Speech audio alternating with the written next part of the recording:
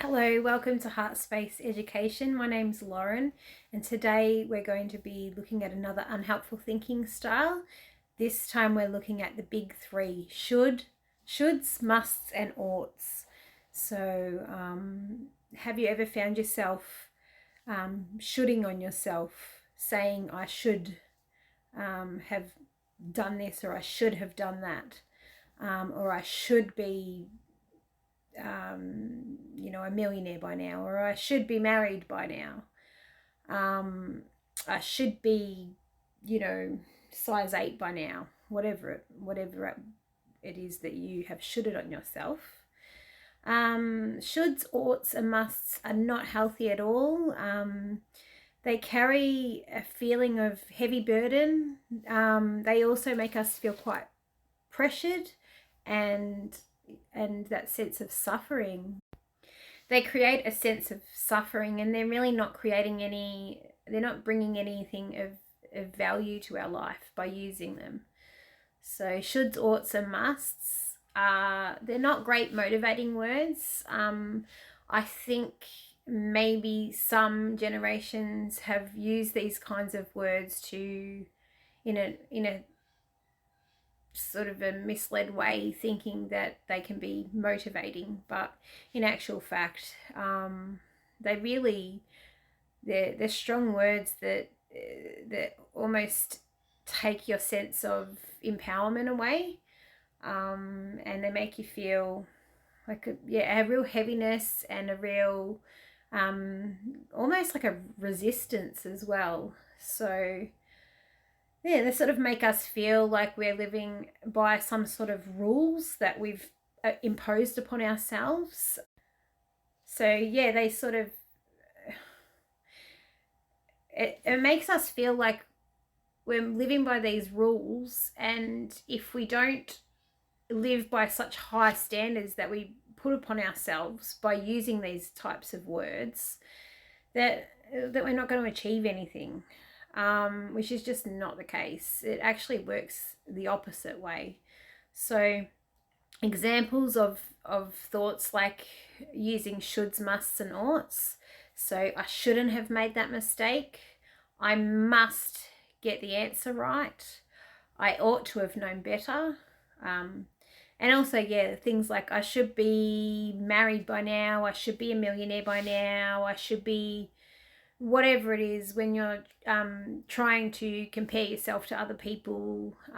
We're all on a different path. We're all on a different, we've all got different strengths. A lot of the shoulding and musting and oughting that we do on ourselves is sort of comes from our programming, our upbringing, different ways that we've absorbed certain expectations on us through society, and it's all just bullshit basically. So you need to remember that you're on your own journey, you're on your own path, you have your own unique gifts and talents and struggles.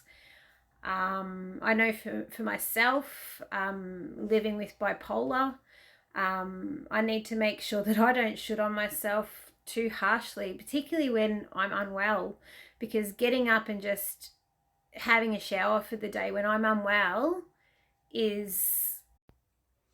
So when I'm unwell, getting up and facing the day is a huge thing for me. So if I can stop with the shoulds, the musts, the oughts, it really helps with my recovery, and it will help you with your recovery too.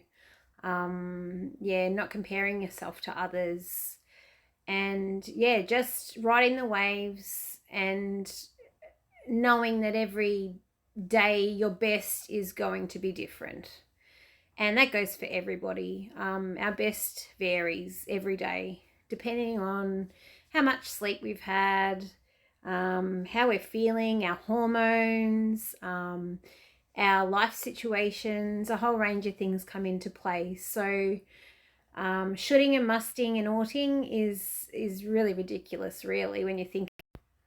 So a way to overcome this type of thinking is to notice it, of course, and try changing the words should, ought, or must to I can, or I will, or I choose to.